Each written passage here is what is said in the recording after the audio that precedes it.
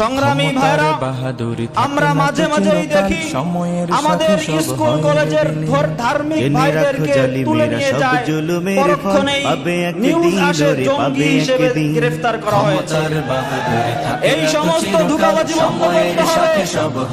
আমাদের ভাইদেরকে জঙ্গি হিসেবে গ্রেফতার করে ইসলাম সম্পর্কে ভীতিকর পরিবেশ তৈরি করার যে চক্রান্ত আপনারা করতেছেন, মনে রাখবেন এই সমস্ত চক্রান্ত আপনাদের পৃথিবীতে জালিমের বসবাস, পাষাণ বুকে নেই কোনো মমতা। কিছুদিন পরই দেখা যায় অনেক জায়গায় জঙ্গি আস্তানা, আসলে সব এদেরকে ধরে নিয়ে ডিবি অফিসে কারাগারের মধ্যে আম গাছ তলায় নিয়ে ছবি তুলে এবং ভিডিও করে প্রচার করে যে জঙ্গি আস্তানা থেকে এদেরকে গ্রেফতার করা হয়েছে।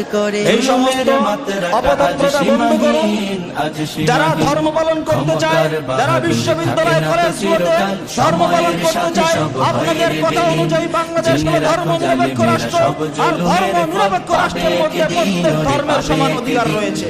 ক্ষুদ্র মশার কাছে নমরুদ অসহায়, নিম্নদে অসহায় ছিল ফেরাউন।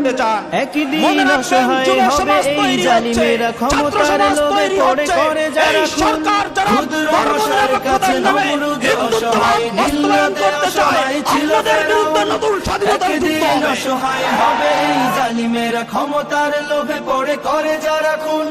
যত ফোটা লহু ওরা ঝরাইছে পৃথিবীতে, পাপের খাতায় সব হয়ে আছে ঋণ, হয়ে আছে ঋণ। ক্ষমতার বাহাদুরি থাকে না তো চিরকাল, সময়ের সাথে সব হয় রে বিলীন। জেনে রাখো জালিমেরা সব জুলুমে